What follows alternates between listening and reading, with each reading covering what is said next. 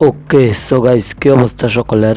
আশা করি সকলে ভালো আছেন। সো আজকে এই ভিডিওতে আমরা জানবো ঢালিউড ইন্ডাস্ট্রিতে এখন পর্যন্ত সবথেকে বেশি আয় করা 5টি বাংলা সিনেমা নিয়ে। একটি ইন্টারেস্টিং ফ্যাক্ট হলো সবগুলা সিনেমাই অর্থাৎ আমাদের লিস্টে রাখা 5টি সিনেমাই শাকিব খানের দখলে।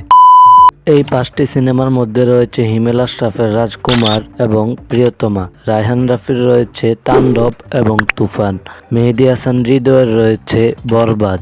প্রথমেই কথা বলি রাজকুমার সিনেমাটি নিয়ে।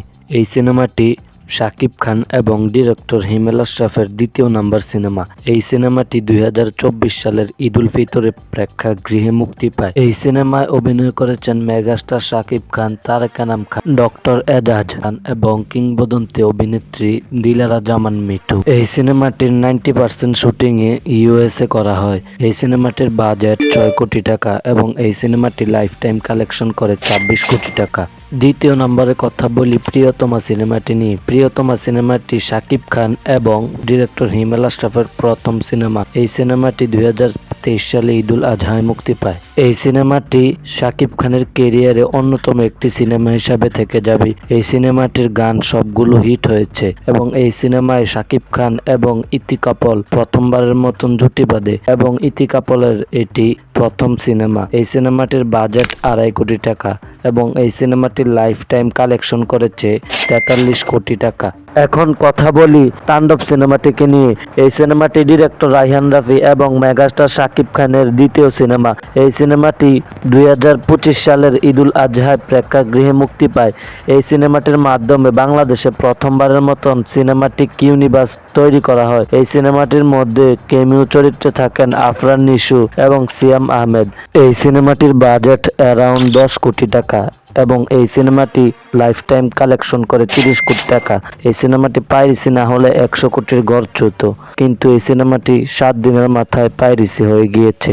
এখন কথা বলি তুফান সিনেমাটিকে নিয়ে। এই সিনেমাটি মেগাস্টার শাকিব খান এবং ডিরেক্টর রায়হান রাফির প্রথম সিনেমা ছিল। এই সিনেমাটার মধ্যে অভিনয় করেছেন শাকিব খান, মিমি চক্রবর্তী এবং মিশা সদাগর এবং চঞ্চল চৌধুরী সহ আরো অন্যান্য গুণী অভিনেতা অভিনেত্রীরা। এই সিনেমাটি মাল্টিপ্লেক্স থেকে 15 কোটি টাকা গ্রস করে এবং এই সিনেমাটির বাজেট 7 কোটি টাকা এবং এই সিনেমাটি লাইফ টাইম কালেকশন করে 56 কোটি টাকা। এই সিনেমাটি পাকিস্তানে ও হিন্দিতে ডাবিং করে মুক্তি দেওয়া হয়।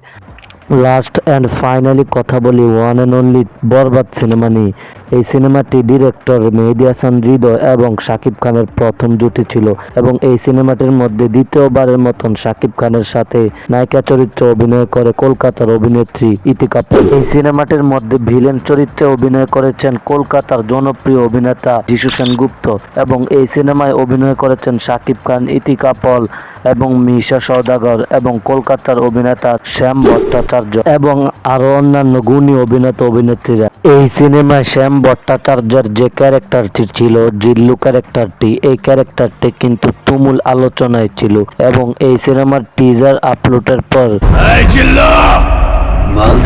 এই ডায়লগটি কিন্তু অনেক পরিমাণ ভাইরাল হয়েছিল এবং শ্যাম ভট্টাচার্যের জনপ্রিয়তা অনেক বেড়ে গিয়েছে এবং এই সিনেমাটির সাকসেসের পর শ্যাম ভট্টাচার্যকে ডিরেক্টর মেহেদী হাসানের সেকেন্ড সিনেমা রাক্ষসে রাখা হয়েছে এবং এই সিনেমাটির বাজেট অ্যারাউন্ড 15 কোটি টাকা। এই সিনেমাটি মাল্টিপ্লেক্স থেকে 15 কোটি টাকার উপরে গ্রস কালেকশন করে। এই সিনেমাটি লাইফ টাইম 75 কোটি টাকা কালেকশন করে, কিন্তু দুঃখের বিষয় এই সিনেমাটিও 30 দিনের মাথায় পাইরেসি হয়ে যায়। সো গাইস, আজকের মতন এখানে ভিডিওটি শেষ করছি। এ পর্যন্ত ভিডিওটি দেখার জন্য ধন্যবাদ এবং এইরকম ইন্টারেস্টিং সিনেমা আপডেট পেতে এখনই সাবস্ক্রাইব করে রাখুন সিনেবাজ।